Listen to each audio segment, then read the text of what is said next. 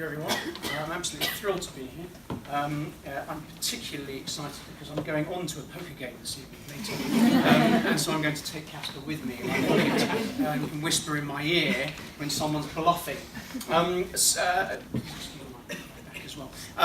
want to talk about semiotics, the meaning of signs and symbols in the context of consumer truth, or truths, as we might call them, because of course truth is a relative concept. It changes according to the contexts in which we are set, in which surround us, as I'm going to prove. Essentially, I want to suggest that in the context of brands, that actually our engagement with brands, consumers we're speaking to, for them, brand truths change according to the context around those brands and according to the times we live in, and according to the signs and symbols associated with those brands. I want to give some examples of that, but before we do, in a public sector context, on how the truths of two brands in particular changed over time. But before we do that, I want to do just a quick experiment and show how truths change culturally, that actually we are culturally conditioned to understand certain truths and can be culturally conditioned to change the belief system, the belief and ideas of truth as they stand for us. So let's just do a quick experiment. What's going on in that house?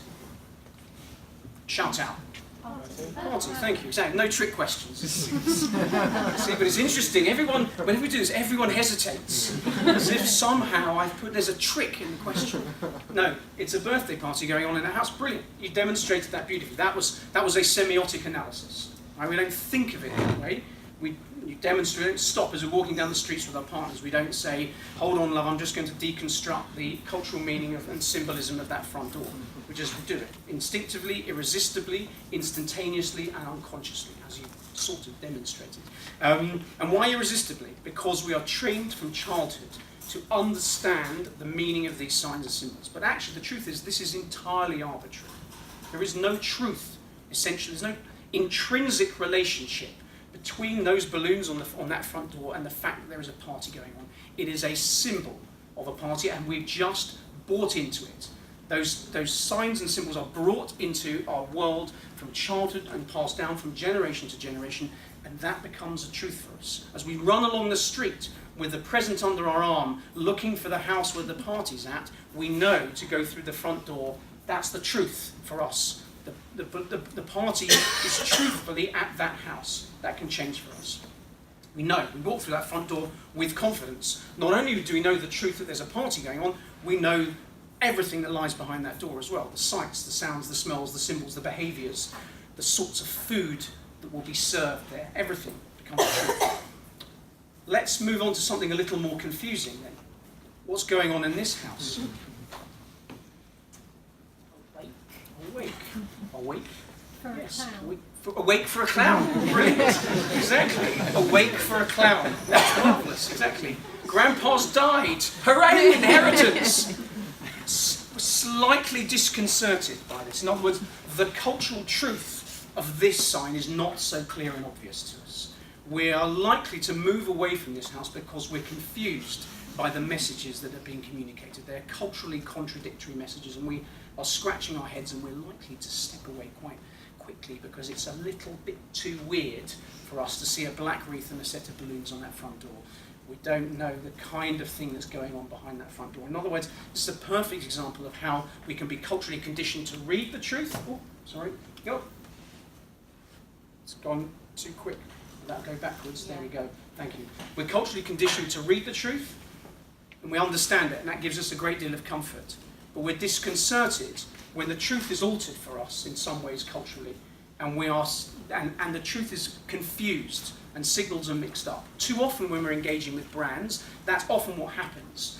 That we as consumers can't often talk about what a brand means to us because it may be communicating culturally contradictory messages. And it's our job, in a sense, semioticians' jobs, to understand that there may be confusing messages which are undermining the clarity with which consumers can articulate their responses about a brand.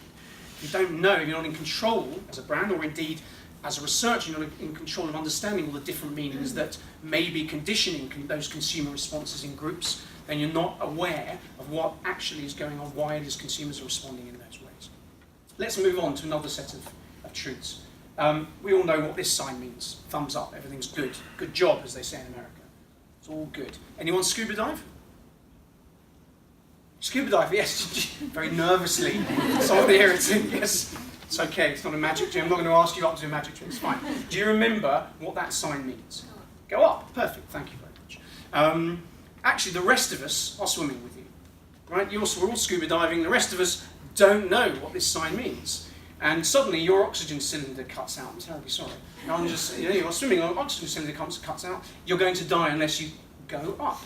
So you go like this, and we all go, yes! This is bloody marvellous. I'm loving this. This is terrific. Because we don't understand the cultural truth of this message. The cultural truth of the message for our scuba diver is, I want to go up. That, if you're scuba diving, means everything's okay. For us, it means everything's brilliant. For us who don't scuba dive. In other words, the cultural truth of a message can change dependent upon the cultural environment that surrounds that message.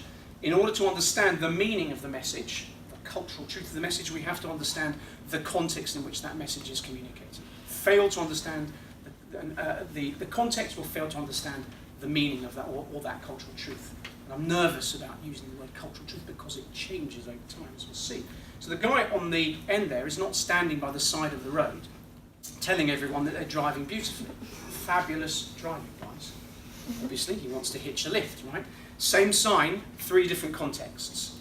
Fail to understand the context, or fail to understand the meaning or the cultural truth. And actually that's fundamental when we're talking to consumers in different contexts, particularly internationally or in different demographic contexts. Those cultural truths shift.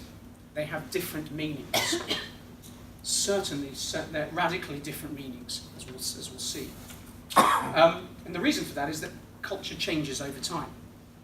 Cultural truth does not stay permanent. It changes over time. Think of this in the context of the royal family and their stuffiness. The cultural truth of the royal family was that they were distant and formal and detached and were above us. But that cultural truth in the age of Harry has completely changed, or in the age of Diana changed, and that caused all sorts of trouble. Trouble at Buckingham Palace Mill. Right? All sorts of trouble because the cultural truths of what the royal family meant to us changed. Similarly, milk. The cultural meaning of milk has changed over time. When I was growing up, it was delivered by a milkman. Even if it was a woman, she was still a milkman. I don't remember encountering any milkwomen, I must confess. It was delivered in a bottle. It was a commodity. There was no branding attached to it. There may have been branding from the dairy, but very little of that. But it was a commodity that was delivered. And we put it on our cornflakes, and we put it in our tea, and we put it in our coffee and in our rice pudding. And effectively, we used the cultural truth of milk was that it was cream of sorts, and there were different levels of creaminess that we enjoyed. And the cultural truth was that it was a commodity that we used, came from cows, and we used for our breakfast. It was a sign of breakfast. It was a sign of 11s. It was a sign of tea breaks, a sign of rice pudding desserts. It was a sign of also of a certain kind of cultural Britishness as well, a cultural British truth. That you knew there was a reliability to the fact that this would arrive on your doorstep every day. And then all of a sudden, there were a few people out there who couldn't have this stuff. And they were intolerant, as we described them. They were intolerant of their truth was that they were terrible, outrageously intolerant people who couldn't tolerate truth. So their truth was that milk was terrible for them. So they used to have soya, which they'd buy in Holland and Barry's or other specialist stores, and their cultural truth was that they were marginalised. And then it was marginalised, and that actually still the cultural truth of milk or non-dairy milk was that they had to use signs of milkiness. This is, don't worry, those people who are intolerant, who can't have dairy, we're still milk. And look, we're showing you a sign of something that's falling and pouring and splashing just like milk. And it looks like milk, it's white, and we're going to put lots of white all over it. And we're going to call it soya original, but we're going to call it milk of some kind.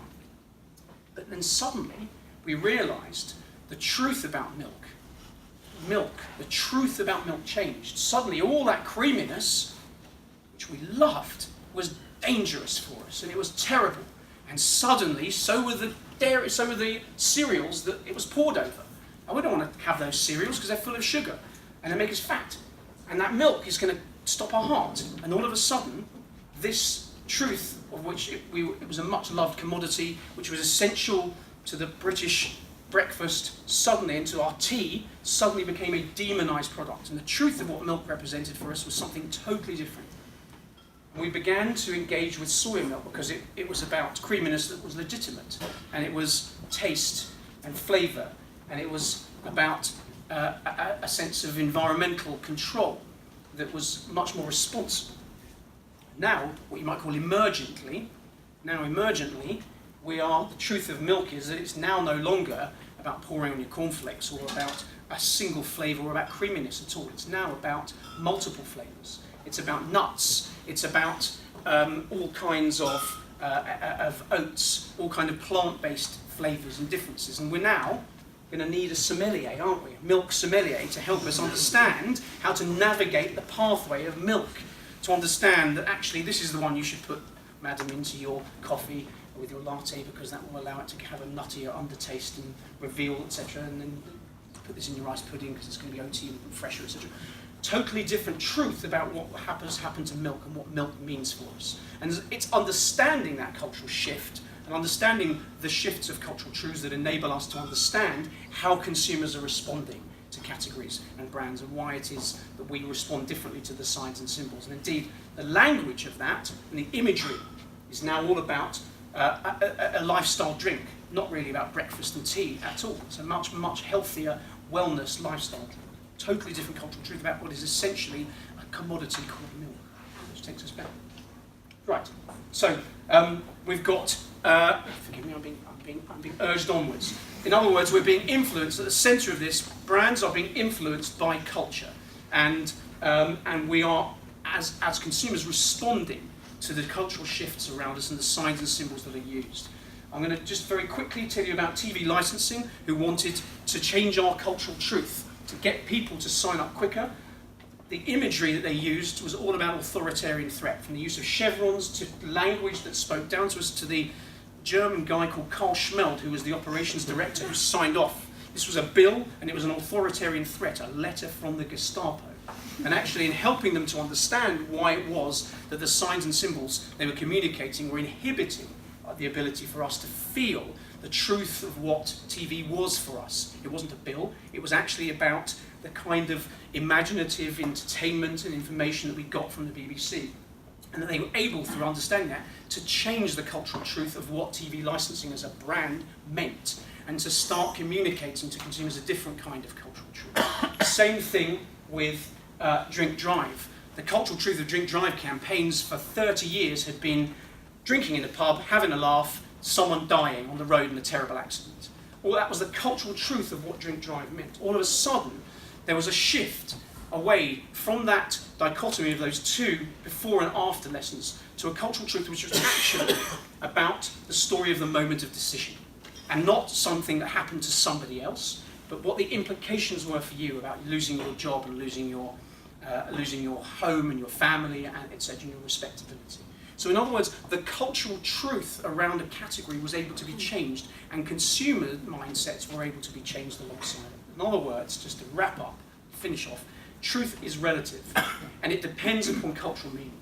And in order to understand what consumers and why consumers are responding in certain ways, it's crucial to understand how those signs and symbols which brands communicate and reveal those kinds of cultural truths and meaning. Thank you, and apologies for my enthusiasm.